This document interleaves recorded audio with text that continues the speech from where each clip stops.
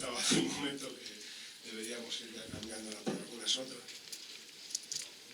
Es la Fundación Tutelar Quirió, precisamente de los discapacitados límites intelectuales, y que curiosamente pues, sucede que muchos de ellos con el tiempo pueden generar un trastorno límite de la personalidad, por lo cual Álvaro pues, constituye una persona muy importante por todo su conocimiento y por esta circunstancia especial. Y esta tarde además tenemos a Ramón Corral, que es una figura indiscutible de todos estos temas, un gran luchador por la integración de los discapacitados en la sociedad, presidente de fundaciones en plural y que no necesita más presentación. Empezamos ya en este momento. Muy buenas tardes a todos, muchas gracias por volver a invitarme.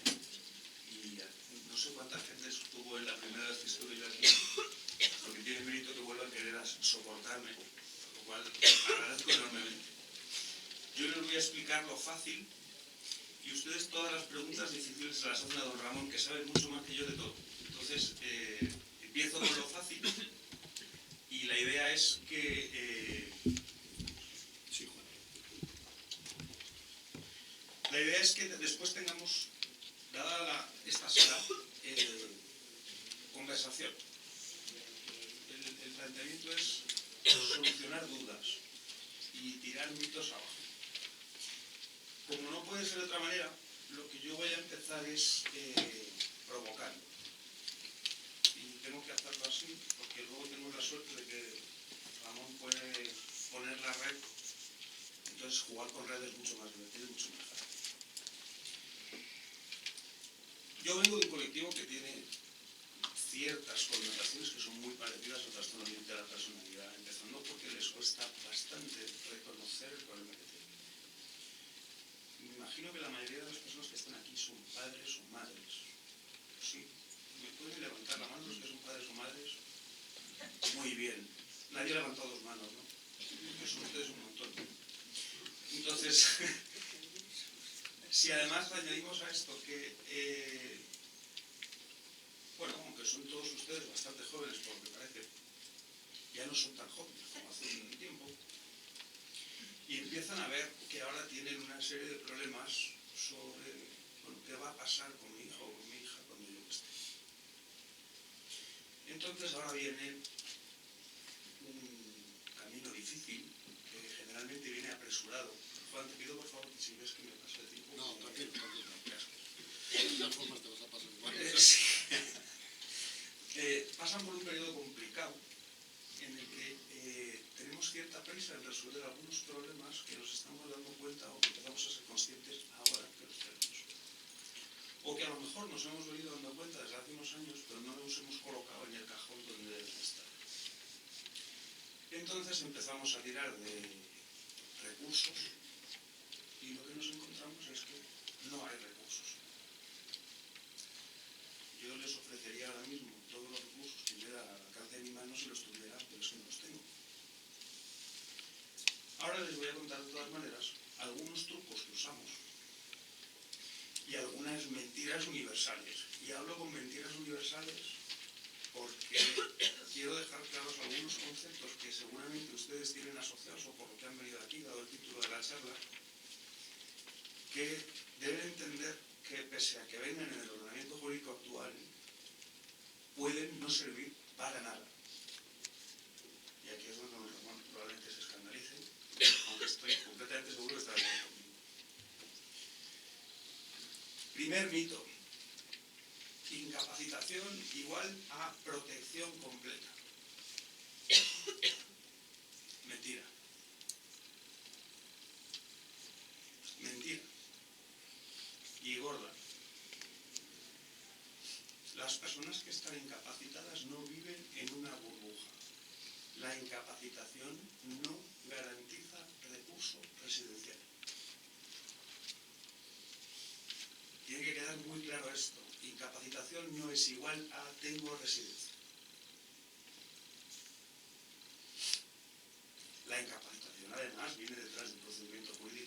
saben mucho más de lo que yo.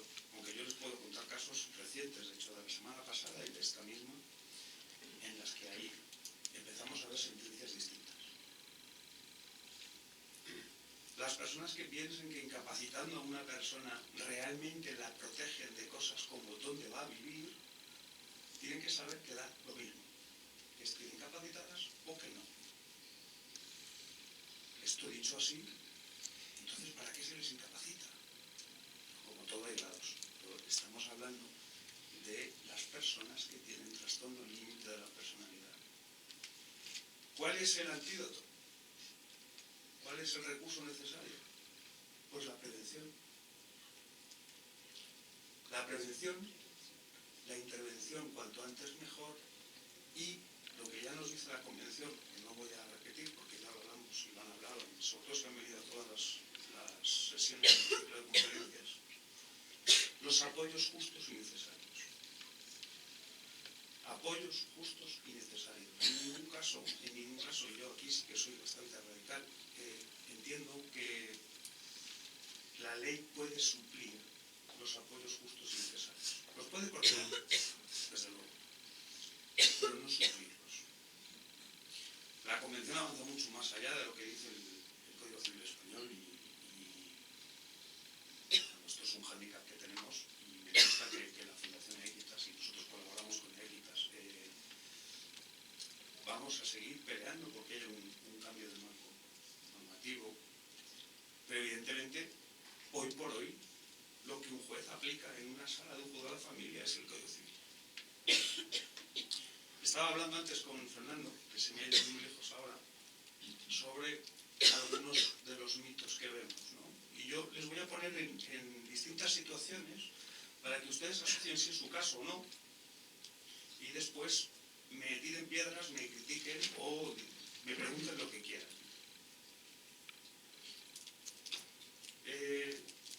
Familia, 3 hermanos. Alguno de los de aquí presentes tiene 3 hijos y uno con trastorno límite de la personalidad. Muy bien. Uno de los 3 tiene este problema. Los otros 2 no.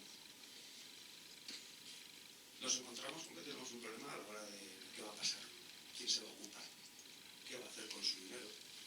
Si resulta que uno de los rasgos propios del trastorno límite de la personalidad es la impulsividad, y aquí tampoco creo que convenga meterse demasiado en aspectos técnicos porque entiendo que a sus hijos los que mejor les conocen son ustedes. La impulsividad, ¿dónde se manifiesta? Clarísimamente, en cómo suelto el dinero de bolsillo. Tengo 10, me gasto 10. ¿Esto les suena? Tengo 100, me gasto 100. Me pide X dinero y se lo doy. Y me da igual quién me lo haya pedido, que si estoy en un punto álgido, pues suelto el dinero sin ningún problema. ¿Qué ocurre? Que ustedes los padres lo que tienen es miedo a qué va a pasar, quién le va a pedir, qué va a pasar con ese patrimonio. Vamos a hablar de dinero de bolsillo. Personas, insisto, vamos a ponernos en esta familia de 3 hijos. Los padres deciden que la medida de protección es la incapacitación. Presentan la demanda, todo el procedimiento, se produce la sentencia y se les prorroga la patria potestad. Hablando entre nosotros, su hijo, que acaba de ser incapacitado, vuelve a ser menor de edad. No es técnicamente así, pero para que nos entendamos. Muy bien. ¿Cuánto dinero tiene en el bolsillo? 10. Si viene mañana otro y le pide 10, ¿qué va a pasar? No, como está incapacitado ya, está en una burbuja, un escudo protector que parece un X-Men, y entonces directamente no le da los 10 euros lo que se lo pide. Se le vuelve a dar. Sí, está incapacitado, no puede hacer negocios jurídicos grandes, o no puede vender la casa, no puede meterse en una hipoteca, no puede meterse en un crédito, de acuerdo. Pero puede sacar todos los días 50 euros de un cajero, si se lo autorizan. O pueden ustedes darles como padres 50 euros todos los días o todas las semanas, da igual. Y esos 50 euros, ¿quién los controla?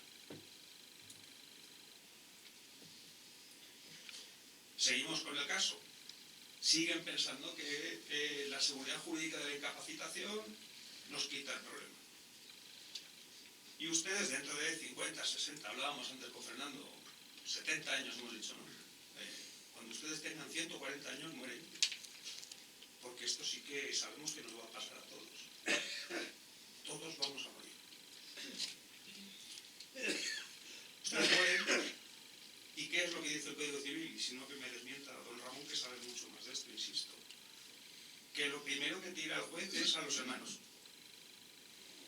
Una persona que está incapacitada ya ha perdido sus derechos y necesita una persona que la represente, que la sustituya. Ojo a esto,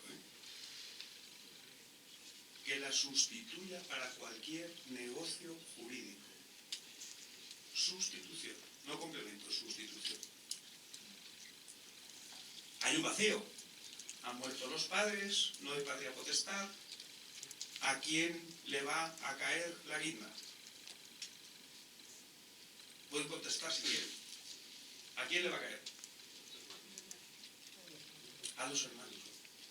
Pero si está incapacitado ya. Por eso. ¿Qué es lo que tiene que hacer un hermano aunque esté incapacitado? Estoy hablando de patria potestad, estamos hablando de un caso. El hermano se ve obligado a decidir si acepta o no la tutela. Ustedes se ponen en la piel de sus otros hijos en el momento en que llegue un juez y les diga, oigan, que ustedes tienen que ser tutores, siempre y cuando estemos hablando de patria potestad prorrogada. No si se ha designado un tutor previamente, nadie lo sabe.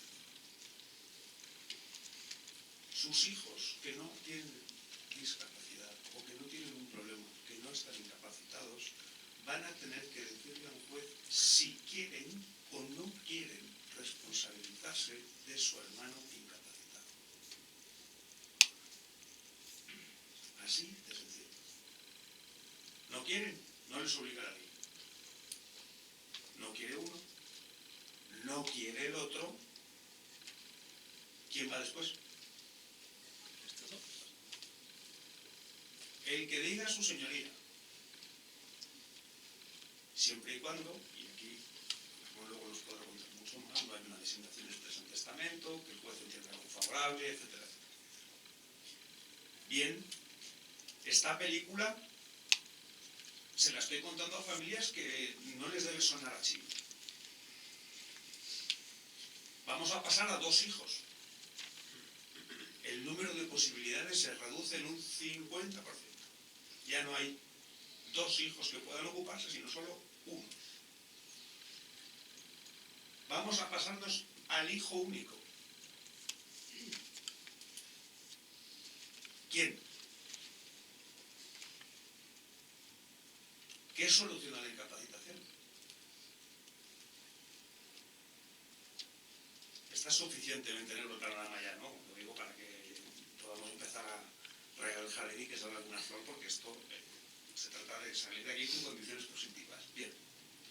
Lo que nosotros proponemos es un sistema de apoyos previo y quitarles de una vez de la cabeza, y permítanme la expresión, quitarles de la cabeza a ustedes que son padres, que no informando y no haciendo partícipes a sus otros hijos del problema que tienen en casa, les están protegiendo.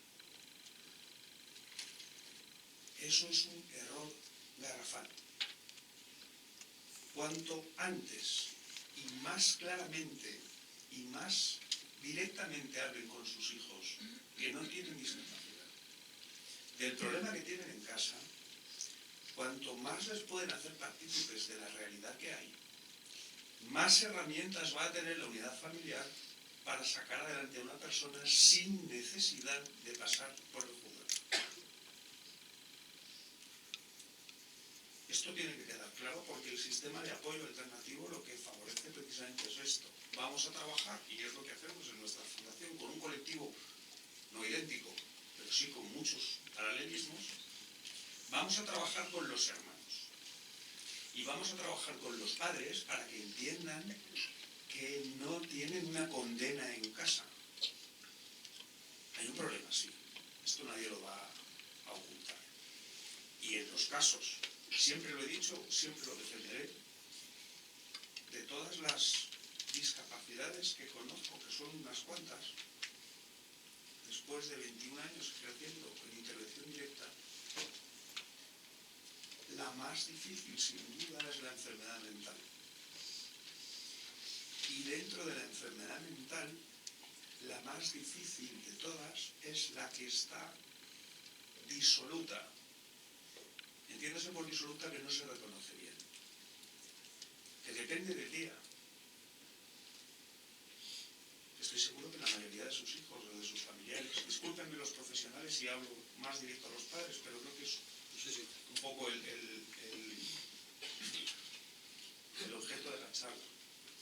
Decía, los padres, en este caso, que son la mayoría de los que están aquí, entenderán que sus hijos no siempre están igual. Tienen días buenos y días malos. ¿Sí o no? Sí. En los días buenos, la vida es maravillosa. Es maravillosa porque no es mala, cuidado. Es maravillosa porque no es mala. Y los días malos... Tiro otra perla ahora mismo y lo mismo, si quieren luego repartimos piedras. Estoy convencido de que más de uno de ustedes ha pensado, estaría mejor mi hijo muerto. Difícil. No pasa nada, no se preocupen, si yo entiendo esto. Descansaría si mi hijo estuviera muerto.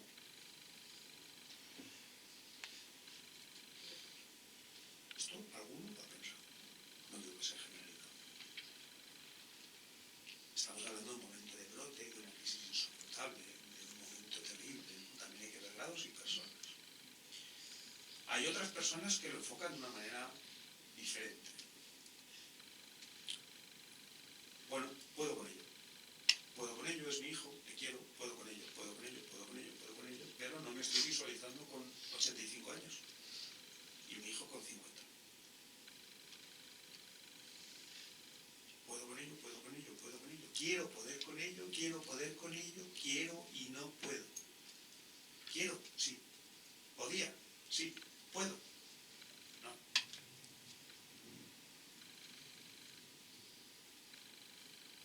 ¿Cómo lo solucionamos? Prevención.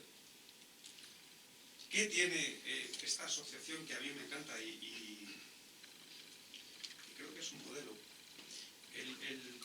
Incluso el propio trastorno, dentro de la indefinición que tiene, que es amplísima técnicamente, sí que hay, o yo entiendo que hay, unos buenos recursos de información. Y debe conocerse, deben hacer visible este problema. Y les digo que lo conozco porque los nuestros, si no entienden su discapacidad, si no aceptan su discapacidad, entiéndanse que la inteligencia límite, no el trastorno límite de la personalidad, la inteligencia límite, hay colectivos que incluso los confunden. El término borderline en Estados Unidos se refiere puramente a lo que ustedes entienden por trastorno límite de la personalidad, pero aquí en España hay mucha gente que llama borderline a la inteligencia límite. No tiene nada que ver. Estamos hablando de una minoración de la capacidad intelectual frente a un trastorno de la personalidad. Límite, pero trastorno de la personalidad. Es distinto. Es distinto, completamente. La mayoría de sus hijos tendrán inteligencia conservada, pero tienen un brote impulsivo y no hay quien haga carrera de ellos. ¿Cómo lo trabajamos? ¿Quién es la persona que puede llegar más y mejor a sus hijos? Y ahora hablo de los que no, del caso difícil. Sus hermanos han vivido con ellos. Son de la misma generación. Comprenden la realidad. Han vivido con el trastorno. Y ya no estamos hablando de una etiqueta de lo que dice un criterio diagnóstico. Estamos hablando de Paquito, Manuela, Laura, Paula o el que corresponda. Los hermanos no tienen que conocer el trastorno límite de la personalidad. Tienen que conocer a su hermano. Mito. No voy a contarles nada a mis hijos para no cargarles con el problema. Yo abiertamente les digo que estoy en contra de esa manera de pensar. Se lo puedo razonar, pero la realidad es que las familias que nosotros hemos asumido que tienen los padres más de 80 años, los hijos que no han sido partícipes desde el principio no quieren saber nada del problema. Y esto es una realidad que vivo ahora. Y nos encontramos con familias que tienen recursos económicos, que podrían pagar una persona simplemente supervisada por los hermanos. Y no quieren. Teniendo dinero. Imagínense sin tenerlo. Caso aparte, no hay hermanos. Problema. Porque esto que les estoy contando, esta es la pregunta que se suele hacer a pillar. ¿Saben lo que son las preguntas a pillar? Muy bien aquí, se expone, no sabe muy bien quién va a venir, y de presta un discurso, lo suelta y de repente viene una persona y esto. El sistema de prevención es el mismo. Lo que hay que preparar es a la gente que vive alrededor de esa persona que tiene un problema. Cuando digo gente alrededor es que nosotros en nuestra red de apoyos tenemos a personas que sirven cafés en un bar, que dan comidas, que venden periódicos, incluso en el estanco. No podrían ustedes llegar a saber la confianza que adquieren con las personas, con esas personas que para nuestra vida son del diario, nuestros hijos.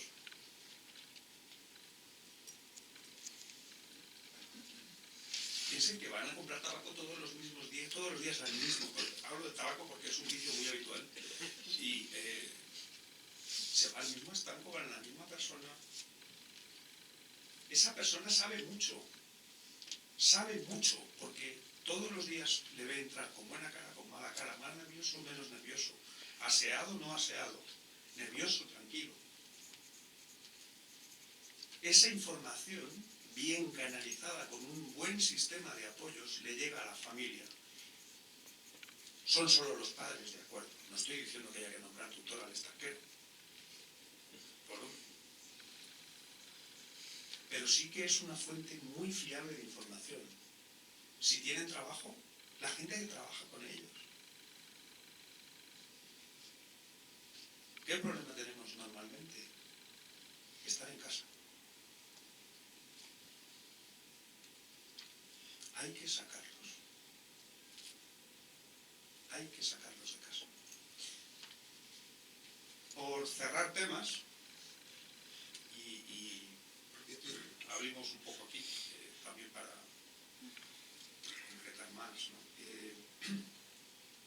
Hay otra serie de medidas alternativas que, combinadas con la red de apoyos, sí que dan resultado, que están contempladas dentro del ordenamiento jurídico. Ahora mismo sí que estamos consiguiendo, por lo menos nosotros en la Fundación, y me consta que desde la Fundación tuya y a Procor también lo pelean bastante, que se escale en las sentencias las necesidades de apoyo.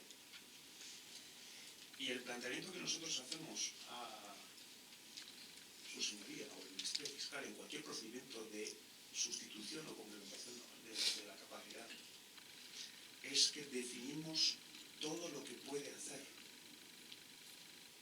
Tradicionalmente se venía haciendo, como no puede ir solo al médico, le quito el derecho al voto.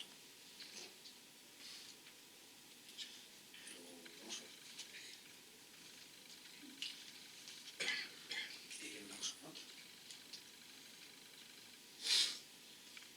El último caso que tenemos reciente, además, es que esta mañana he tenido, a mediodía, a las 3:30 de la tarde, he tenido ocasión de hablar con un fiscal de un procedimiento que estamos llevando sobre un informe que hicimos. Y les voy a contar la anécdota para que vean todavía lo que nos encontramos en los juzgados. Diría el juzgado, pero me da miedo que haya represalias. Juzgado de Madrid, de familia, Perito del Juzgado de Madrid. Llegamos con nuestro informe de capacidad. Puede hacer todo esto. 8 hojas de informe son, ¿no? Pues vale, ¿no, Laura? 8 hojas de informe con todo lo que puede hacer. A voz en grito, el perito en el juzgado. ¿Pero dónde está el CI? ¿Pero el CI? ¿Cómo voy a emitir un diagnóstico sin el cociente intelectual?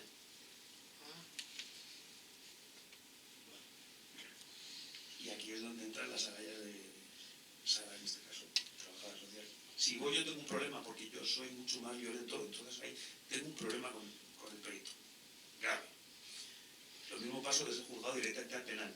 Pero en el caso de Sara, que es una tía estupenda, le dice, oigan, que lo que estamos analizando, que lo que la sentencia va a decir es qué apoyos necesita. Una sentencia no está midiendo la inteligencia de la gente. Si no, ¿qué entendemos? ¿Quién es el 100% de inteligente? Si yo levanto aquí ahora mismo, ¿quién se considera el más inteligente de esta sala? ¿Y el más tonto? Se ofrece voluntaria. Bueno, vale, pero ¿quién es el más inteligente de esta sala? Yo desde luego no. ¿Quién lo puede determinar? Nadie. Ahora sí podemos determinar de cada uno de nosotros, de cada uno. No hace falta tener un 33% de discapacidad. No hace falta. Todos tenemos unas necesidades de apoyo. Yo me quito estas gafas y esto ya me lo han visto alguna vez. No puedo leer. ¿En qué condiciones puedo firmar un contrato así? Supongan que yo ahora me ponen aquí sin gafas la hipoteca de mi casa. ¿Puedo firmarla? ¿Estoy capacitado para firmar esa hipoteca? Necesito mi apoyo. Me la leo. Y otro apoyo que tengo, evidentemente, es un señor notario que se lo toma en serio, que se lee mi hipoteca y me asesora. Porque esto es una lanza que tengo que romper, que además hablo siempre que hablo en charlas con la Fundación Equitas, los notarios son aquellos grandes desconocidos. Ustedes saben que a los notarios se puede ir a consultar. Que el notario no se limita a ser un señor que firma en un papel, que es el mito de firma, trinca y corre con la pasta. No, oigan. Los notarios son una gente generalmente estupenda, a los que se puede ir a consultar de manera preventiva. Más de un notario ha informado ya de temas que están muy de actualidad ahora, como las cláusulas suelo de las hipotecas. Y el notario te advierte. ¿Sabe usted lo que está firmando? En el caso de nuestros chicos, exactamente igual. Hablaba antes con Fernando. Es que no tiene el 33%, no accede al patrimonio protegido. Bueno, tenemos un entramado que se puede hacer vía notarial muy interesante, que esto no lo voy a meter, que no hace falta tener un 33%. En definitiva, este caso, lo que le dice al final nuestra trabajadora social a la perito judicial, la perito dice, entonces, si esto es por necesidades de apoyo, ¿por qué no me analiza usted a mí? Respuesta, cuando usted quiera. Cuando usted quiera. ¿Saben lo que ha ocurrido? Que la perito ha reforzado el informe nuestro. Que el fiscal, noticia de hoy a las 3:30 de la tarde, no les estoy contando, el fiscal ha reforzado nuestro informe. Que el abogado en este juicio ha presentado nuestro informe y que el escrito de conclusiones final es nuestro informe. Que somos los que conocemos a la persona y los que le estamos presentando las necesidades de apoyo. ¿Creen ustedes que algún juez puede negarse a emitir una sentencia favorable a esto? Y es una cuantela mínima. Solamente para grandes negocios patrimoniales. No puede vender una casa, pero puede manejar 500 euros. Puede sacar 500 euros, tenerlos en su casa como le dé la gana y ir a sacarlos de 10 en 10. Porque sabe, porque quiere y porque está capacitada para que no la engañen.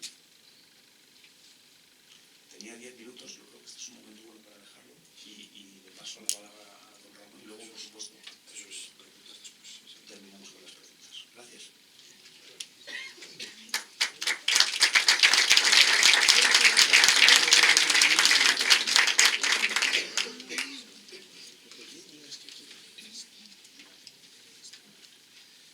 Buenas tardes. Estoy muy contento de estar aquí con todos ustedes en estos foros. Me gusta hablar, sobre todo me gusta dialogar, me gusta que haya cercanía de las personas y que aprovechen la circunstancia de que puede haber aquí en la mesa gente que está viviendo a diario los problemas o el seguir, el venir de la vida de las personas con discapacidad o pensamientos diferentes o como quieran llamar, digamos, que de alguna forma pues pueden informarles, pueden apoyarles, pueden las preocupaciones que puedan tener, inclusive asuntos personales, nos brindamos de todas formas a que ustedes de alguna forma puedan acudir a nosotros. Decía antes Álvaro, y tiene razón, que el notariado tiene un papel muy importante en el nuevo sistema que se está produciendo y que se está a través de la evidencia diaria, que es el aplicar la Convención de la ONU. Yo creo que ustedes ya saben cuál es la Convención de la ONU, que declara como derechos fundamentales los derechos de las personas con discapacidad, y que este notariado español, tengo que decir, como todos los profesionales, pues hay más informados que otros, pero hay una fundación, la Fundación Aequitas, que ustedes no sé si la conocen, pero yo también les puedo informar de lo que quieran porque soy el delegado de Madrid de dicha fundación, pues que instituida y promovida por el notariado para atender a las personas de riesgo de exclusión social y fundamentalmente la verdad es que las personas con discapacidad. Ahí pueden tener toda la información sobre los actos jurídicos, sobre los instrumentos que pueda haber y que puedan necesitar para sus personas que lo puedan necesitar.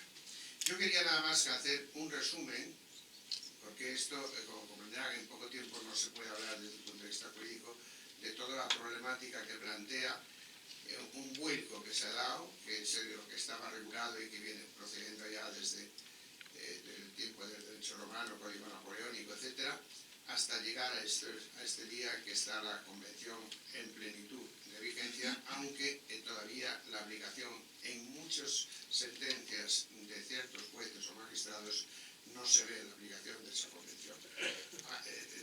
Tengo que decir que es verdad que los fiscales son más proclives y están más abiertos a apoyar la aplicación de esta convención, pero todavía hay jueces que están sometidos un poco a lo que era antiguamente, y si no lo ven plasmado en la letra del Código Civil, pues siguen aplicando el Código Civil en la terminología y en la no inclusión de ciertos derechos que les corresponde a las personas con discapacidad, etc. Pero bueno, de eso hablaremos un momento de pasada para ver que ya la tendencia del Tribunal Supremo, que en una sentencia de septiembre de 2012, aunque reconocía que la Convención estaba ahí detrás para reformarlo todo, no se atrevió a aplicarla y sobre todo, fundamentalmente, no aprovechó la circunstancia para explicar o para desarrollar una teoría sobre la aplicación de los derechos fundamentales de las personas con discapacidad.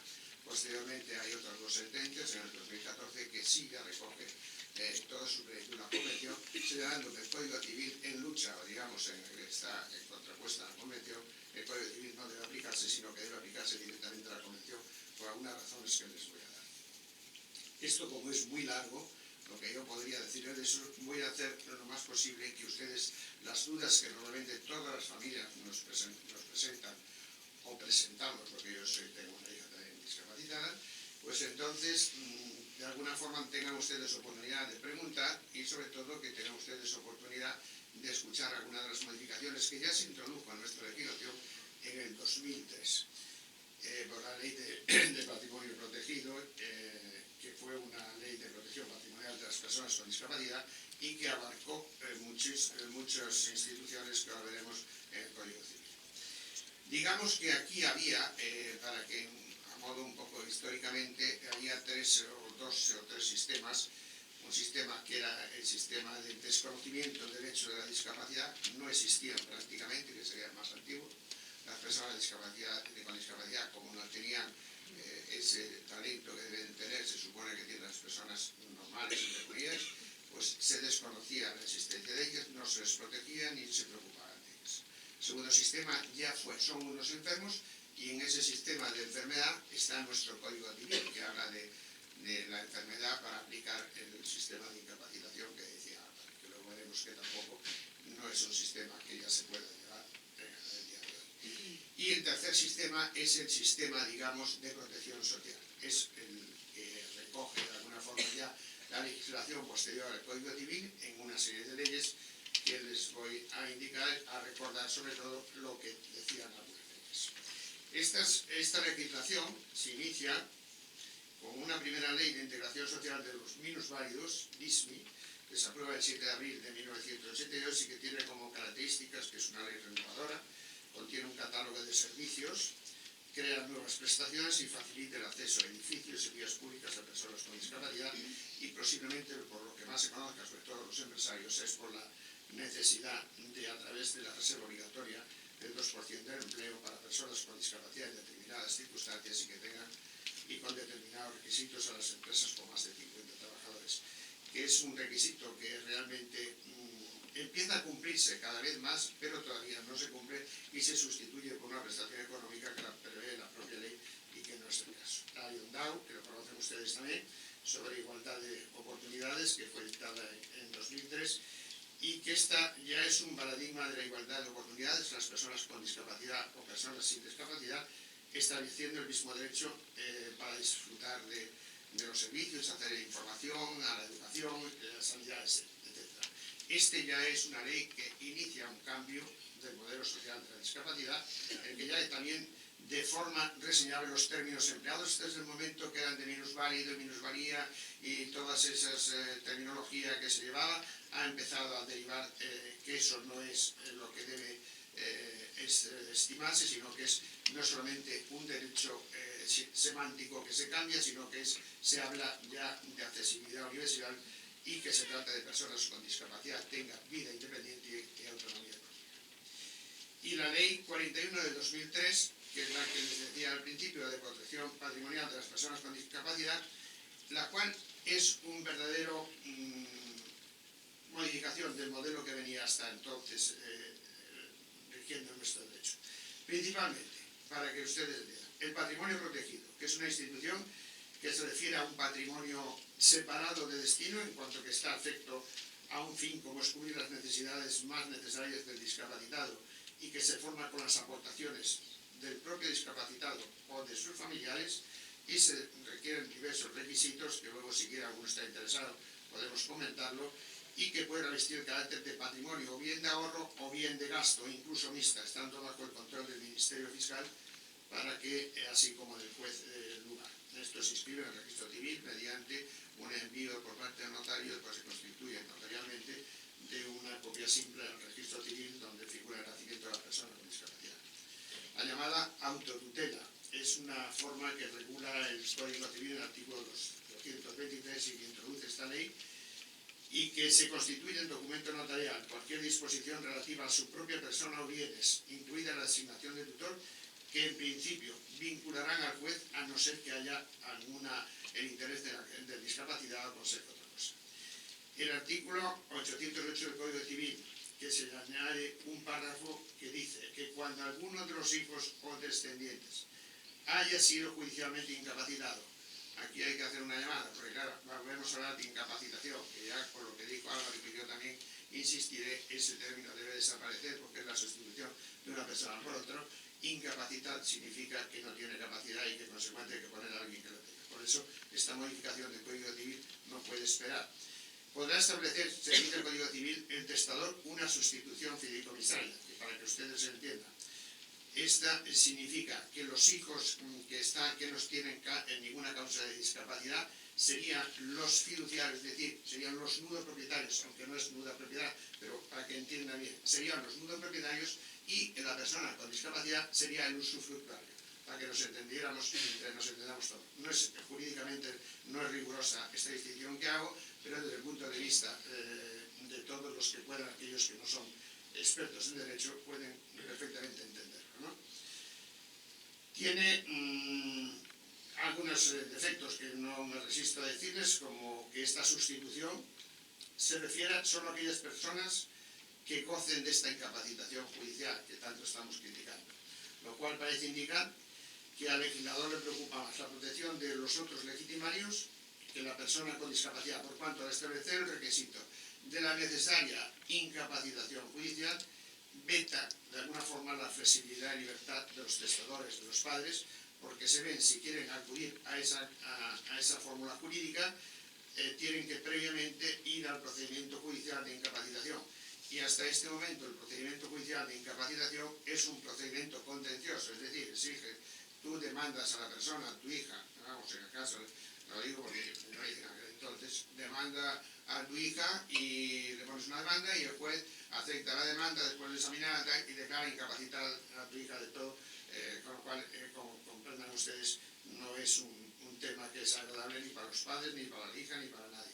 Pues bien, esta causa, esta sustitución fideicomisaria exige esa incapacitación que en este momento digo es contenciosa.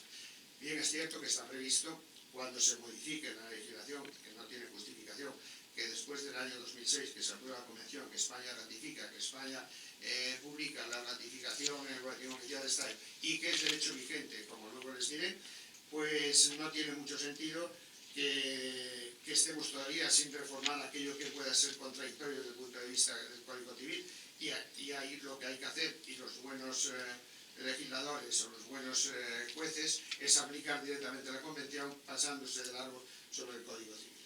Bien, pueden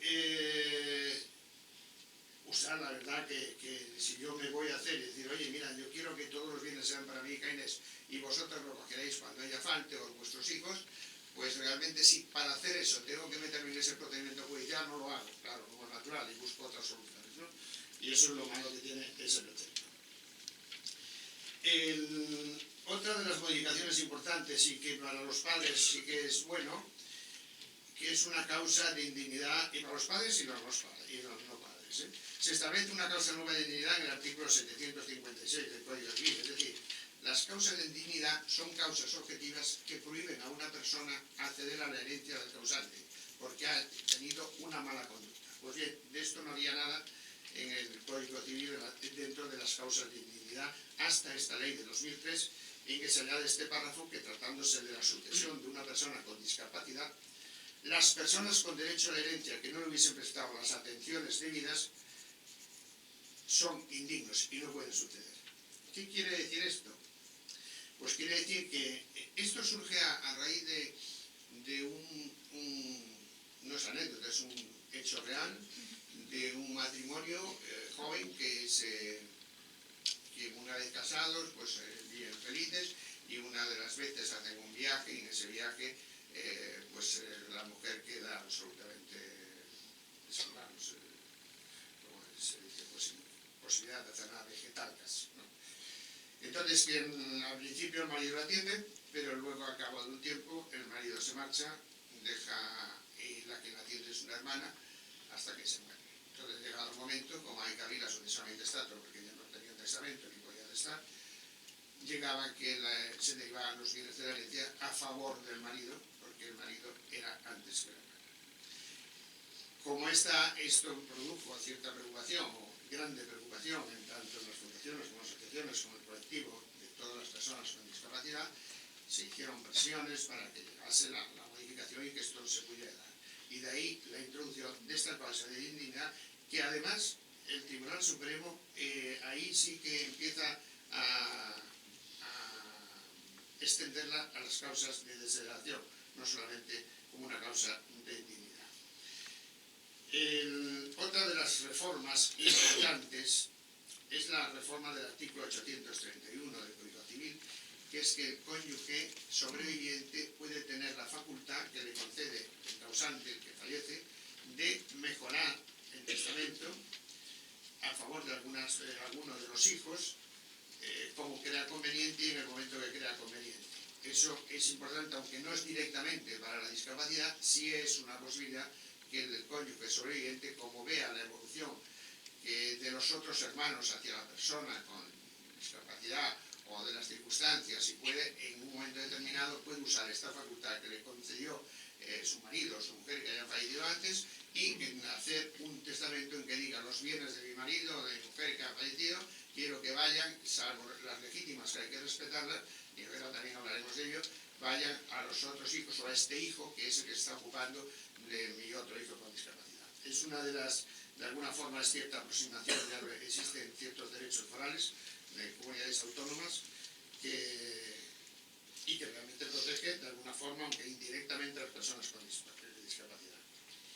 La posibilidad, que es la pregunta que antes que decía Álvaro y es la que nos hemos hecho y de alguna forma nos preocupa más. La pregunta que hará, qué pasará con mi hijo, con mi pupilo, en caso de que sea una tutela, lo que sea, el día que yo falte. Bueno, esa se contesta de muchas formas y supongo que para ir a muchos de los testigos que me disparen en mí, Álvaro. Pero el Código Civil ya en el artículo 822 establece la posibilidad de la donación al legado de un derecho de habitación sobre la vivienda habitual que su titular haga a favor de un legitimario persona con discapacidad, no se computará para el cálculo de las legítimas si en el momento del fallecimiento ambos estuvieran conviviendo en ella. Este también es un derecho que se atribuye no solamente en testamento, sino por ministerio de la ley, en las mismas condiciones al discapacitado que lo necesite y que estuviera conviviendo con el fallecido, y no interfiere para nada del derecho preferente que tiene el cónyuge al derecho de la vivienda familiar. Esta es una quiero decir que es una buena noticia y que realmente se puede usar bastante, se puede usar bastante. Decimos que eso, el derecho de habitación, no es un usufructo. El derecho de habitación es un derecho personal. El usufructo se puede transmitir y se extingue cuando fallezca el usufructuario. Pero el usufructo no se puede, el derecho de uso y habitación no se puede transmitir, es personalísimo.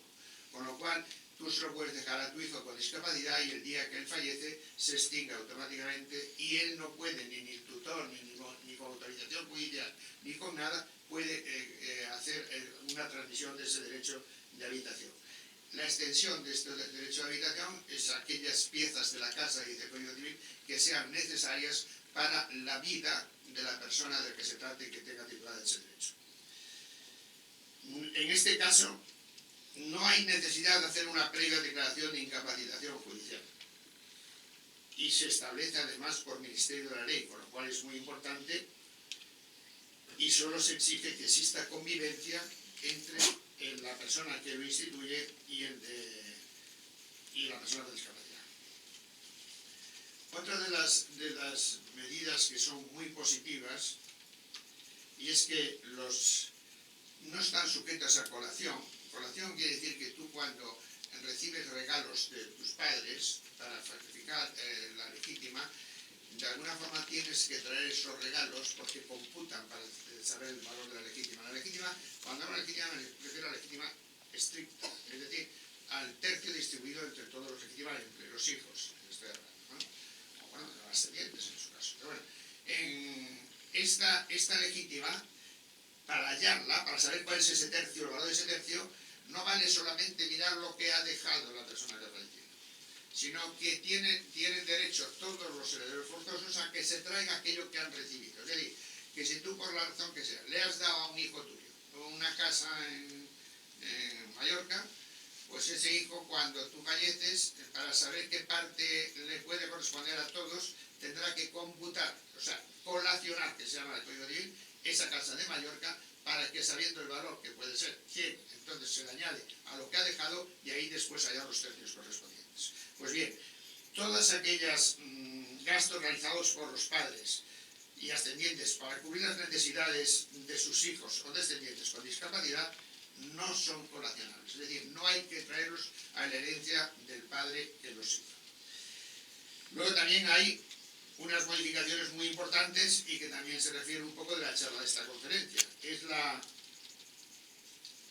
los poderes preventivos o la continuación del mandato que se le ha atribuido a una persona determinada.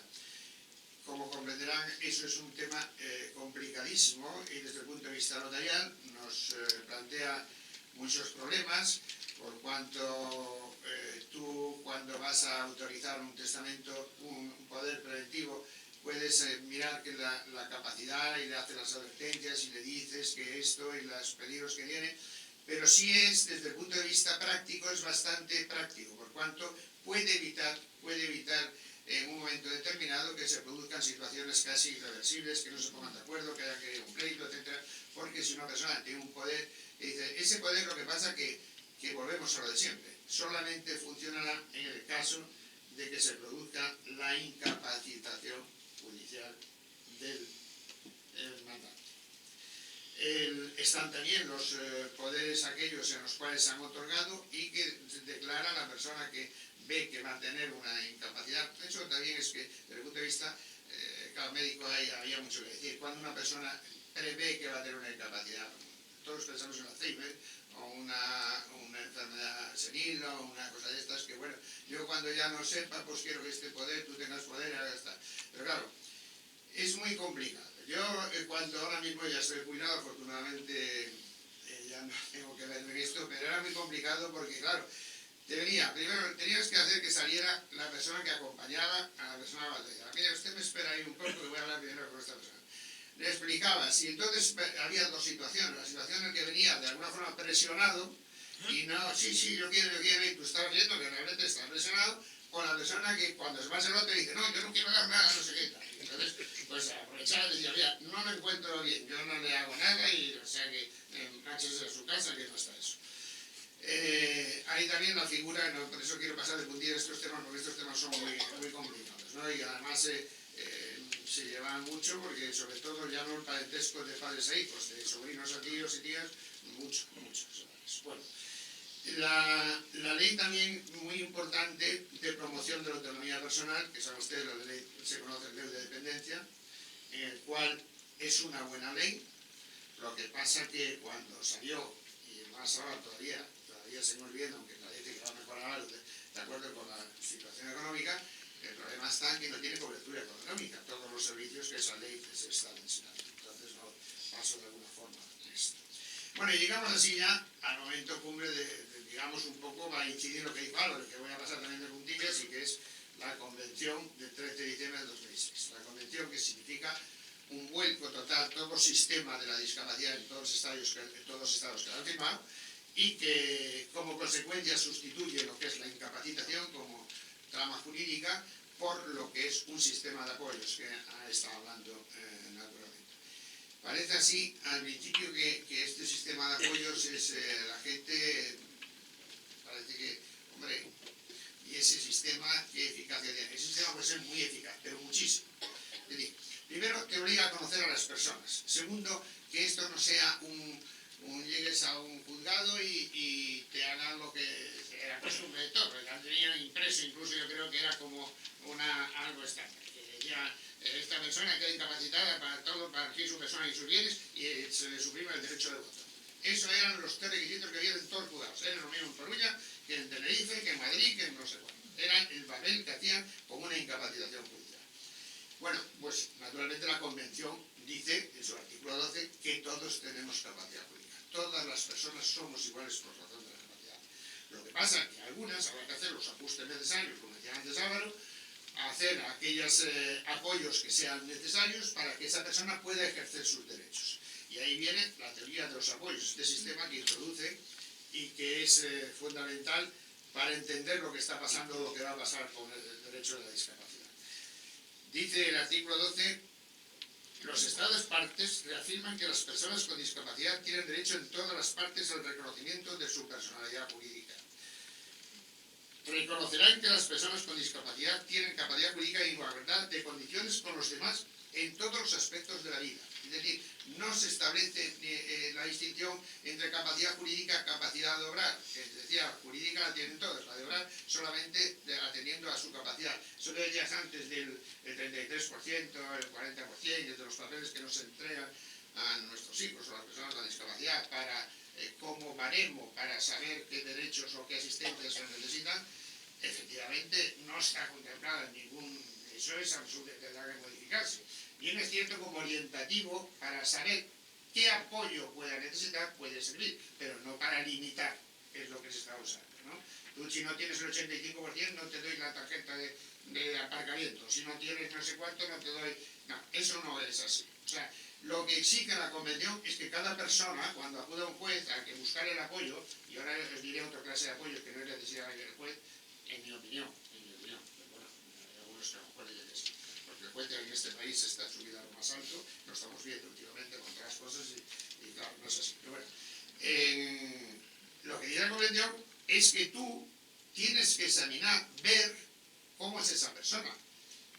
No es que te vaya a ti ni te vayan ni con informes. Sí, por supuesto que los informes son necesarios, como tiene que, lo que es necesario para la aplicación de las normas de la Convención, tener un equipo multidisciplinar que sepa cómo se comporta en el centro en que esté, cómo se comporta en su casa, cómo se comporta con relaciones de vecindad, en fin, un montón de cosas que hay que examinar si se quieren hacer bien las cosas. Y para eso, por supuesto que se necesita dinero, no digo que no. Y que es difícil empezar de cero y ir poco a poco, pero lo que hay que hacer es avanzar, no pararse, como parece que estamos parados aquí, porque la acomodación que se preveía en un año de la legislación española a la Convención, llevábamos ya, que está en el 2006, estamos en el 2015, cuando llevamos casi 10 años, y lo que queda todavía, porque en esta legislatura ya más. Y eso que se le han presentado 2 o 3 proyectos de ley en el Real Patronato de la Discapacidad, en el que yo interviene también como uno de los que estuvimos en el tema, pues se le ha presentado, que por aquí lo tengo, con las modificaciones todas del Código Civil y la ley que deben de ir, pero nada, que es muy complicado, lo ven todo muy complicado, pero que eso entendemos, nos ha tocado este país, hay que amarlo de todas formas, porque eso nos ha tocado. Bueno, entonces no quiero tampoco ser demasiado pesado con todo esto, porque yo creo que la parte más interesante, yo les decía que no solamente hay el apoyo judicial, es decir, el apoyo que tú puedas necesitar y que tú te das cuenta que tú no puedes alcanzarlo. Hay diversos tipos de apoyo que también siquiera los he mandado. Pero lo puedes proporcionar tú o puedes reclamarlo tú. Es decir, yo, notario, me viene una persona con síndrome de Down, por ejemplo, como un caso, y me vino, por eso lo pongo, en que me decía, mira, yo vengo con este que es mi hermano mayor y yo quiero vender el garaje y vengo con él. Pues me parece muy bien. No le veo ninguna causa para no autorizar esa escritura. ¿Por qué? Porque eso me dijo que viene con su hermano mayor, que va a servirles de apoyo, que lo escogió él, que el hermano mayor le dice lo que vale y lo que no vale y que no va a dejarse engañar, y yo, notario, le hago constar en la escritura que realmente comparece apoyado por don fulano de tal, mayor de edad, su hermano no sé qué, que él mismo ha traído y que él mismo ha querido que apoyara. Hay también apoyos que los puede realizar el propio funcionario, pongamos por caso que va a firmar un contrato de trabajo y que se va a regir en un contrato de trabajo y se va a inscribir, o va al paro, o va a una oficina o agencia de empleo. Bueno, pues ahí los funcionarios que están, o las personas que están al frente, deben asesorarle y darle el apoyo necesario si ven que duda o que no conoce muy bien las consecuencias del contrato que va a firmar, que si es temporal, que si no es temporal, que si es indefinido, que no sé qué, darle algo. Y ese funcionario está prestando el apoyo que puede necesitar esa persona y hacerlo constar así en el contrato. O sea que no es necesariamente, no digamos ya el notario. El notario cuando va a una persona le puede proporcionar las armas necesarias para que el instrumento que va a realizar esté apoyado con conocimiento pleno de causa de lo que está haciendo, de lo que va a hacer y las consecuencias jurídicas que puede tener, ¿no? Bueno, no quiero tampoco, eso van por ahí los tiros para que sepan que hay apoyos y luego apoyos en los cuales una persona no tiene que ser todos lo mismo, lo que decíamos antes de esto que se establecía en que era total, no, puede ser parcial, hay que examinar qué es lo que puede hacer esa persona. Si puede elegir su persona, ella sola, pues ahí no le toca ningún apoyo, siga viviendo su vida. Una persona que está trabajando en Telecinco, que está pagando las cuotas de la Seguridad Social, que cobra su sueldo, está haciendo un trabajo administrativo, bueno, pues esa persona tiene un papelito de esos que no puede hacer nada, pero ¿cómo no va a poder hacer nada? Si está trabajando, está cobrando, está cotizando, le está pagando la renta, está haciendo todo, ¿cómo no va a poder este chico porque un juez en un momento determinado le dijo que era tonto? Pues no, eso no puede ser, ¿no? Bueno, pues quiero que vayan por ahí los tiros y todo esto, que se le vaya quedando la musiquita porque es lo que van a ver de aquí enseguida. Vamos, espero enseguida. Otra cosa. El apoyo puede ser, ya acabo, sí, ya acabo, el apoyo puede ser permanente. Y hay casos en los cuales tú no puedes hacer es decir, en esta parte sí, en esta parte no, y esta parte, la patrimonial y la personal necesita un apoyo. A lo mejor una persona tiene una parálisis cerebral que no puede moverse y que no puede comunicarse o necesitará un apoyo permanente. De todo eso, y sobre todo el apoyo tiene que ser revisable. Las personas cambiamos, todos cambiamos a lo largo de nuestra vida, físicamente, intelectualmente e incluso emocionalmente.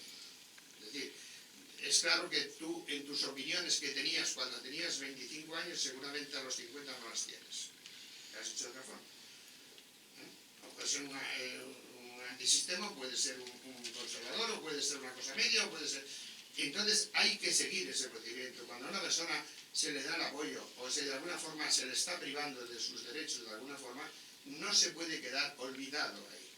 Hay que buscar el sistema que esa persona la siga a alguien, sean psicólogos, sean psiquiatras, sean jueces, sea lo que sea. Todo esto que estoy diciendo es lo que realmente quiere la Convención y lo que ha firmado España. Que lo hagan allí, ya no lo voy a decir. Bueno, quería decirles también dos palabras sobre la autotutela. La autotutela es un sistema que también el nombre desaparecerá, como desaparecerá un montón de cosas, supongo yo, a no ser que haga una conversión así. La autotutela es una posibilidad de la persona que declara instrumento público que si en el caso de que necesite un apoyo, ahora deberíamos hablar de apoyo, el autoapoyo deberíamos hablar ahora, pues quiero que sea fundamental y quiero que se comporte de esta forma y quiero que si va a vender un bien que lo haga con conocimiento de tal y que preste el consentimiento, que regule su propio funcionamiento. Eso fue introducido también en el Código Civil, pero habla como es natural de la incapacitación judicial.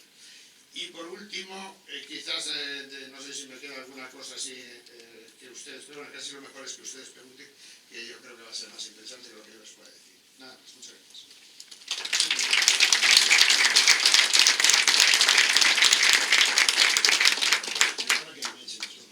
Muy bien, pues muchas gracias. Vamos a pasar al turno de preguntas. Cuando formule una pregunta, lo mejor es que indiquen a quién se la dirigen y, por otra parte, a ser posible que sean variadas para tocar las 5 materias que hoy hemos venido a tratar.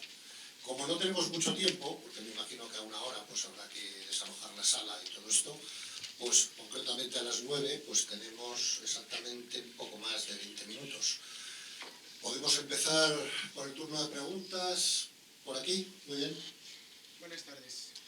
Vamos a ver, respecto al tema de disposiciones testamentarias, cuando en la familia hay una persona con discapacidad, tanto reconocida como sin reconocer, a nosotros nos afecta un caso que es un poco peculiar, porque hay 2 personas discapacitadas. Entonces, tenemos una madre que tiene una discapacidad mental, digamos TLP, sin reconocer y sin tratar durante muchos años.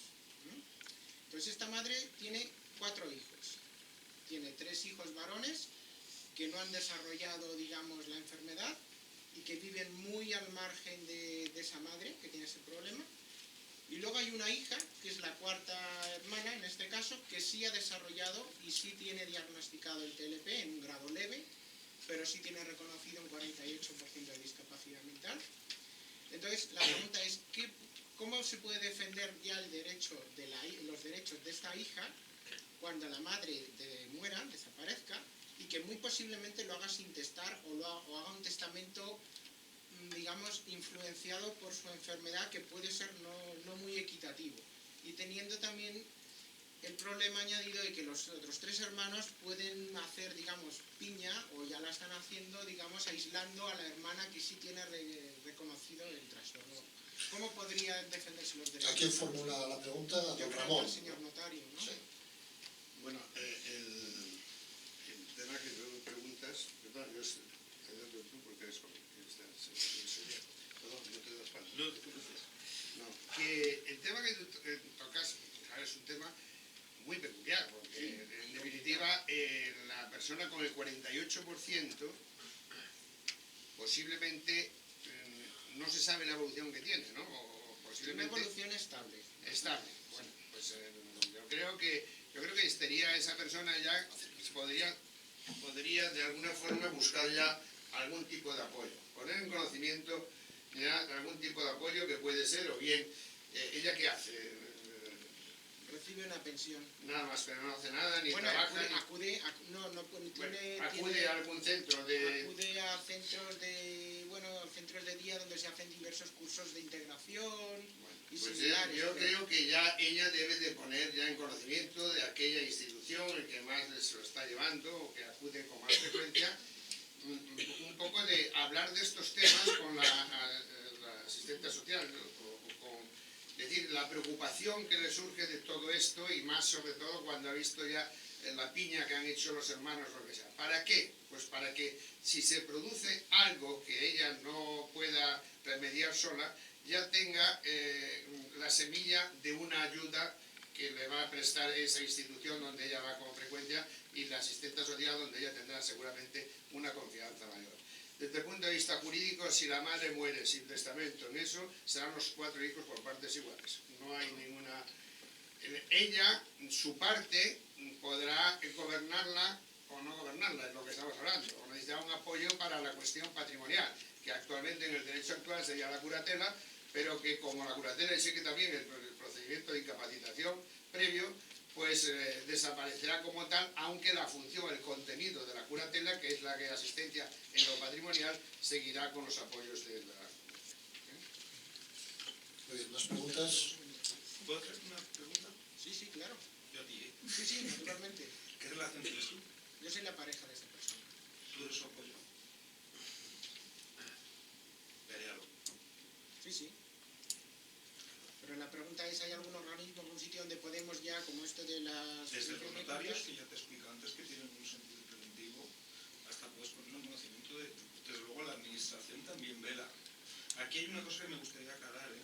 Los porcentajes de los certificados de minusvalía o de grado de discapacidad son puramente administrativos. Que quede muy claro esto.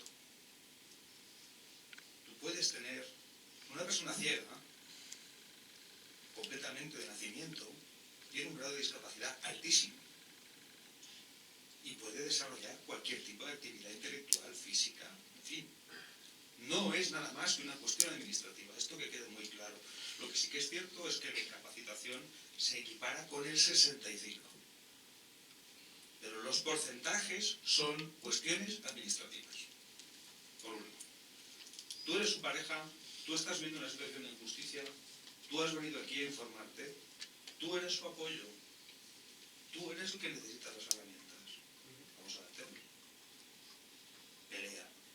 Pero desde luego la legítima no te quita a nadie, eso te lo he dicho No, más. mi preocupación no, es que si su madre muriera sin testar, hubiera ahí luego una pelea en la que ella emocionalmente tampoco puede verse inmersa, porque lo tiene totalmente contraindicado, ¿no? Entonces siempre habíamos dicho, pues ponemos un abogado, pero bueno, teniendo el tema de la discapacidad, supongo que habrá ya recursos previstos. Pues ya sabes ahora lo que va a pasar. O sea, que ya tienes que seguir todo el procedimiento y todo el proceso de mirar a ver las conductas, lo que el estado en que está la madre, qué es lo que aparece, porque de repente a lo mejor aparece un testamento que no debía aparecer. O sea, que eso también te lo digo. Es eso. Venga. Muy bien. Perdón, me ha parecido ver una mano antes por aquí. Luego seguimos por aquí, no se preocupen. Que no me ha quedado claro el término este de autotutela. ¿Se lo puede repetir? Autotutela. La autotutela, bueno, el artículo, se lo leo, es el artículo 233 del Código Civil, este fue reformado por la ley esta de 2003 de protección patrimonial, dice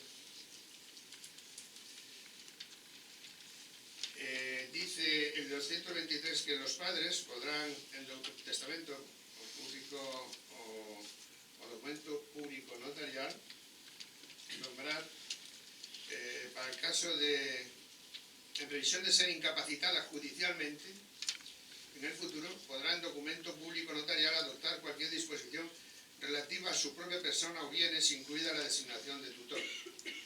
Los documentos públicos estos se tienen que inscribir en el registro civil y el juez, cuando vas a acudir a él para que te designe esta persona de apoyo, este tutor, según esta la nomenclatura del código, pues lo primero que hace es pedir al registro civil una certificación a ver qué aparece en la inscripción del nacimiento de la persona afectada. Quiero decir que este artículo tiene a mi juicio, que soy un defensor de vamos, que yo siempre prefiero las libertades y las cosas a las autorizaciones. Por eso digo lo de los jueces. Esto es una crítica que yo el juez le tengo mucho respeto y le quiero muchísimo, a cualquier juez. Pero bueno, quiero decir que de alguna forma este artículo posibilita a volver a un sistema de tutela, o de que en aquel momento, que ahora se llama tutela, familiar. Es decir, que ahí, como permiten regular tu propia tutela, tú puedes poner los condicionamientos familiares que de la otra tutela que está regulada en el Código Civil, que es la tutela de autoridad, el juez señala los requisitos y las formas. Ahí tienes tu posibilidad, que es lo que había antes de este sistema, había en el Código Civil durante muchos años y es lo que funciona en casi todas las comunidades autónomas. Estoy acordándome de Derecho Aragonés, está en la Junta de Parientes, en la cual precisamente sustituyen las decisiones judiciales por la Junta de Parientes. Pues abre la puerta a que la familia, los familiares, tú le digas, oye, mi hermano tal o mi tío tal, que siempre tuvo la cabeza muy en su sitio, que sea el que tenga que consentir si se modifica esto, o si se invierte aquí, o se desinvierte aquí, o no sé cuánto. De alguna forma, y no que sea el tutor que esté pidiendo constantemente autorizaciones. No sé si contesto a su pregunta. Seguimos. ¿Había alguna más? Esa mano de ahí. ¿Existe, por favor, alguna fundación de tutela para personas CLP? Sí, evidentemente esa pregunta. Para mí, Sí. puramente de TLP, que yo sepa, no. No. Pero yo soy muy ignorante. A ver, fundación, yo sí que te lo contesto. Fundación, es que yo soy la de TLP. Ahí.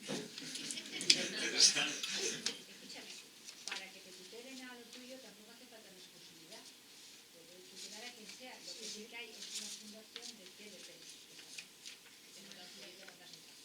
Pero lo que te doy es que exclusivamente para TLP, no. No hay nada. Habría que ver. Yo entiendo que usted no. no. Claro. Tampoco hace falta que somos tan especiales, como para tener una cosa para. No, vamos a ver. Yo entiendo que usted no forma parte de la fundación de la asociación TLP ni nada. No formo parte. Yo creo que lo que debe hacer es asesorarse ahí. Porque conocen el colectivo. Sí, lo conozco, pero la pregunta lo hago porque usted parece que dirige o preside una Dijo, fundación, no, no sé, para personas con límite, ¿no? Preguntaba simplemente si hay algo que se dedique precisamente, aparte de AMAI, a TLP. Yo le voy a contar, no, en concreto no hay. No lo hay. Pero le voy a decir una cosa, un dato que les va a llamar la atención. Nosotros somos fundación tutelar y no tenemos ni un solo tutelar. ¿Qué les parece?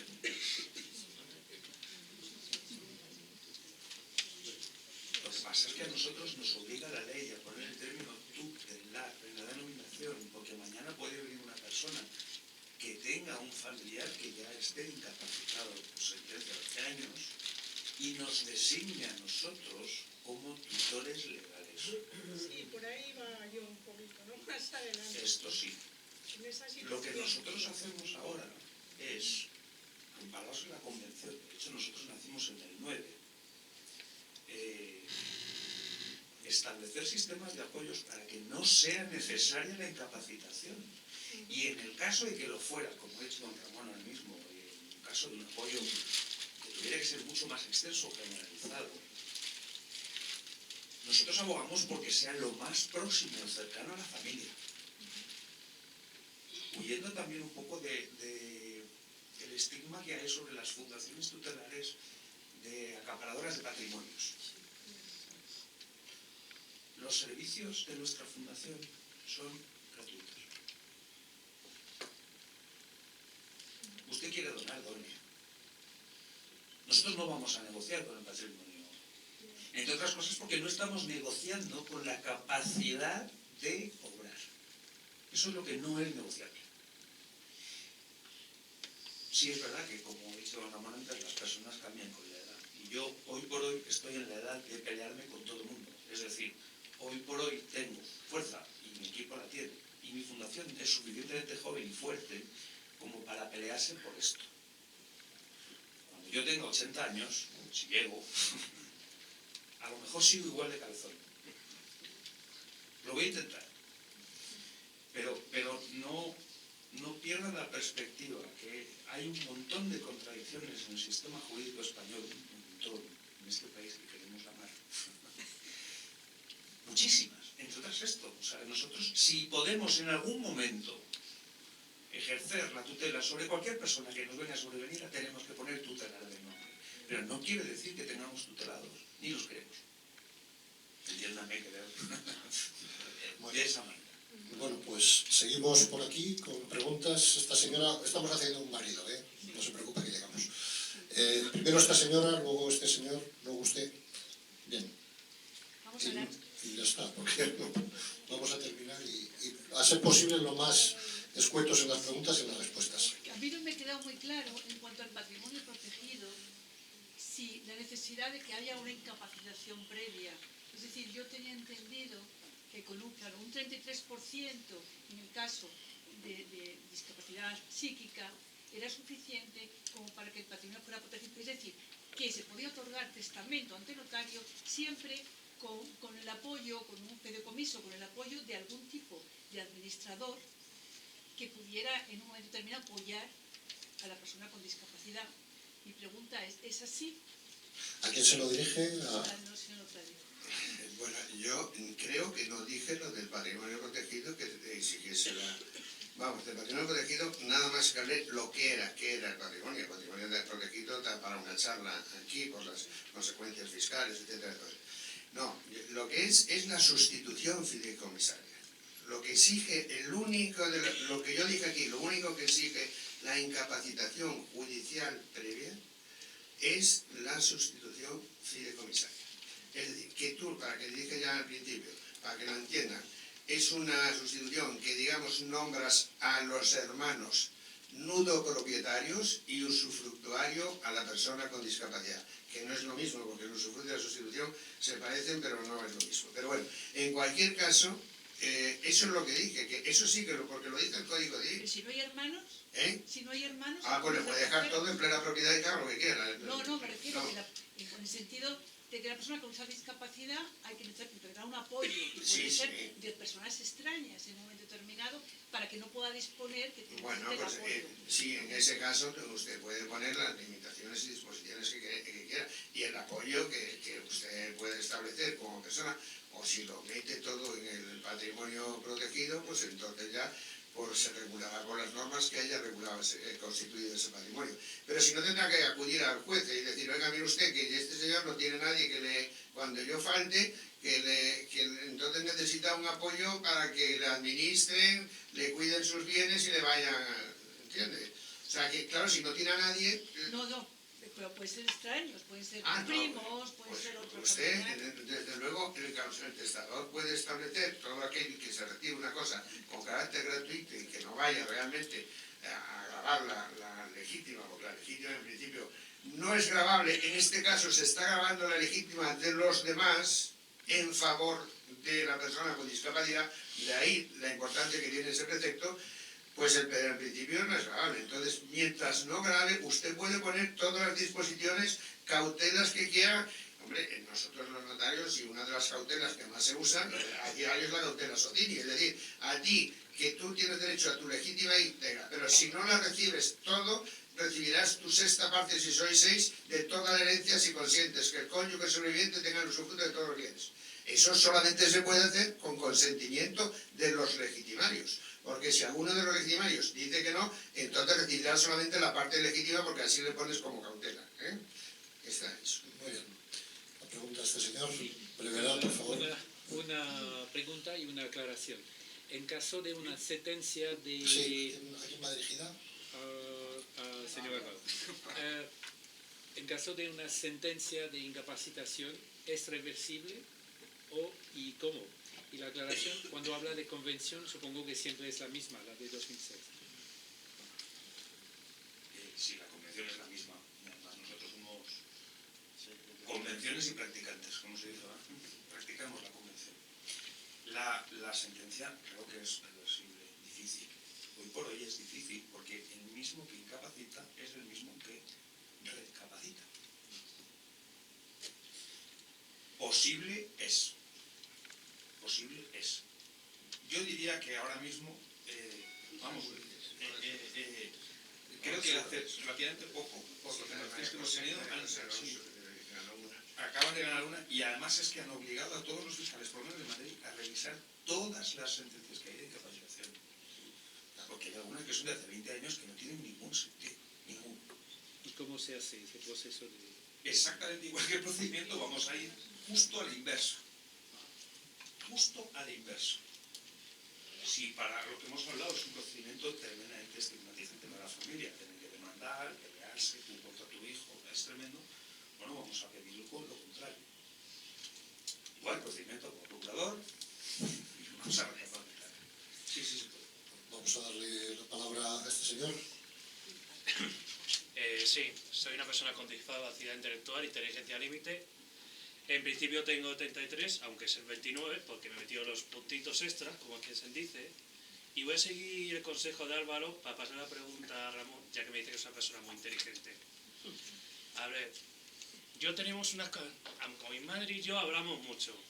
Y entonces, según ella, me va a poner en el tercio de la legítima, me la administrará una albacea. Y yo me pregunto, mejor es una pregunta tonta, pero ¿qué diferencia hay entre una albacea o, gracias a Álvaro que aprendí el término, me cuesta, el curetaje, y el tema que me habla un poco del derecho de la habitación, y se puede aplicar en el derecho, mi madre tiene un inmueble, pero para no perjudicar a dos partes, no lo da ni para una cosa ni para otra. Y aunque no viviera con ella, pero entre comillas, no tengo unos medios económicos para independizarme, ¿podría reclamar una participación de uso o disfrute de esa propiedad? Gracias. Bueno, vamos a ver, claro, me estás diciendo dos cosas. Sí, son dos preguntas. No, yo te lo debo explicar. Una que es, realmente yo lo que dije fue al domicilio familiar, a la hogar familiar. Sí, lo digo, pero se podía aplicar de todo modo. Entonces, por supuesto que ahí te podrían dejar a ti el derecho de uso y habitación, que no es el usufructo. No, claro, por supuesto. O sea, que sería, pues tú tendrías derecho a usar el salón, el baño, el dormitorio, lo que sea, las piezas que fuesen necesarias. Si vives con tu familia, porque tengas hijos o lo que sea, pues a lo mejor pues, también tendrías el derecho a eso. Pero convivo. Sí, No, pero primero, ¿por qué me has dicho? Tú has dicho una cosa que es que tu madre habla de que habrá una albacea en el tercio de legítima. ¿Y por qué en legítima y no en mejora o tiene disposición? En la parte que me corresponda, en el día de que... ¿Cuántos hermanos sois? Mi hermana solo. Tu hermana, o sea que la mitad de la herencia, sí. Si no hay nada de eso, sería la mitad para ti, la mitad para tu hermano. Sí, claro. Pero la parte proporcional... Te quiera mejorar a ti, te deja a ti la mejora y el tercio de... Bueno, lo que diga ella. Sí, bueno, por eso. Yo creo que lo que está diciendo Ramón es lo que pasa. O sea, están nombrando una ella me habla de una albacea. No, de la albacea, la figura de la albacea, tu madre habla, pero es una confusión jurídica. Albacea es el que ejecuta la voluntad del testador. Ejecuta, pero no administra. No administra. Eso hay un administrador de herencia, y te puede poner un administrador de herencia, porque ella puede poner eso. Y eso ya habría una parte que son lo que constituye tu legítima estricta, que habría que ver si podría ponerlo o no podría ponerlo. Pero no quiero hablar más de sus temas porque... pero en principio lo que he dicho antes, y es así, es que el que dona o el que manda o el que da los bienes puede poner las condiciones, poner a otra persona que los administre. De hecho, es muy frecuente que ahora que la mayoría de edad hasta los 18 años y que están todavía en el colegio y van a empezar eso, claro, pues dejarles todo el patrimonio, que lo administren como quieran, porque entonces lo que hace se suena, por eso digo. Bueno, entonces, ya está. Perdón, nos hemos quedado sin tiempo. ¿Queda alguien más por aquí por preguntar? Muy breve. Pues última pregunta. Para el abogado. Por favor. Maestro, soy maestro. ¿Existe incapacitación parcial, por ejemplo, para enfermos que no reconocen tener la enfermedad y que no quieran ser medicados ni acudir a terapia? ¿Qué se puede hacer en estos casos? Lo que hemos empezado hablando, con lo que he empezado yo, que es precisamente un caso de este tipo. Técnicamente, la incapacitación parcial es para determinadas cosas. Las figuras que reconoce el Código Civil, y no saben mucho más de esto que yo, están orientadas fundamentalmente a cuestiones económicas sí hay un término que utilizamos que es una curatela de salud, que no es estrictamente jurídico, vamos a dejarlo en curatela de salud, que es, bueno, vamos a disponer judicialmente que la persona que necesita un cuidado médico, si no lo hace voluntariamente, alguien se ocupe de que lo haga. Pero no deja de ser un procedimiento de incapacitación parcial, pero también está sujeto a lo que decía don Ramón antes. Es el apoyo. O sea, esa persona necesita un apoyo determinado. No, tendrá que ser de todo. O sea, necesita para eso que no quiere reconocer y que entonces incumple la medicación. Pues yo le voy a pedir al juez que le nombre una persona, una enfermera, una TS o una institución, a alguien, un familiar, que se ocupe de darlo y que es obligatorio, porque si no se le darán de otras formas o no van a hacer bien. Pero es en ese aspecto. El apoyo solamente será para eso, no para el patrimonio, no para cuidarse, no para viajar, no para gastar. Lo que nosotros perseguimos es que esa necesidad no haga extensivo la pérdida de la capacidad de obrar para todo lo demás. O sea, te pones cabezón con la medicación, vale, pero controlas tu dinero, tienes tus amigos, sales, tienes tu trabajo. ¿Por qué vas a perder esos derechos? Vamos a centralizarlo. Y esto requiere mucho de lo que decía don Ramón antes, no solamente de los apoyos, sino de los informes que se hagan. De las personas que conocen a la persona y pueden decir, sí, es muy cabezón con la medicación. No solo para esto. Bueno, vamos a dar por terminada el turno de preguntas. Le voy a pasar la palabra a Teresa Oñate, la presidenta de nuestra fundación. Soy la afortunada, siempre me toca hacer estas cosas. Bueno, quiero agradecer muchísimo a don Ramón Corral, que tuve la ocasión de conocerle en el Congreso, en la charla que dieron con el Rutas y con la Almudena. Me gustó mucho cómo habló. Y luego tuve un encuentro con él muy bonito en Aprocor, como él ha contado, él es el presidente de la fundación. Tuve una fundación fenomenal y yo desde luego uno de mis propósitos de Ramón es copiarle de esa maravilla de que estés ahí. No, ya lo sé, pero es que hay que coger siempre a alguien de referente. Es una maravilla cómo tiene a las personas ahí que están trabajando, las instalaciones, bueno, todo. Y el discurso que hizo, o el comentario, lo que fuera, al presentarnos eso, pues la verdad me gustó mucho y a Fernando, que es como el cómplice, le dije, quiero tener a don Ramón en la mesa. Y Fernando ha hecho lo imposible. Bueno, o sea que miles de gracias. Álvaro ya es la segunda vez que hemos tenido la ocasión de hablar con él. Se le nota que el chico es generoso, no sabemos cuánto le va a durar, porque tal vez el precio cambia. Álvaro, como bien has dicho, entonces vamos a abogar porque sigas ahí. A Fernando, que ha sido el que os ha presentado, gracias Fernando por tu tenacidad, por cómo has perseguido para que este cambio que nos hubieran hecho ha sido un éxito aquí. Y Juan, como moderador, eres tremendamente prudente y da gusto estar contigo. Y a todos vosotros nos ha gustado mucho que vinierais, es la cuarta charla que hemos estado con la Fundación Aiquitas. Yo creo que las 4 han sido de gran valía, si Dios quiere haremos próximamente otras. Yo os invito. Al día 12 de junio tendremos las 5ª jornadas de AMAI, que serán de medicina, y el ICAM también nos ha cedido la sala, esperemos que ese día no nos lo quite nadie, y estaremos en la calle Serrano. Sí que hay que decir que por imperativos nos lo han cambiado y la sala que nos han dado es preciosa, todo hay que decirlo. Muchísimas gracias a todos, ha sido un placer teneros y hasta el próximo día, y que gane el Real Madrid.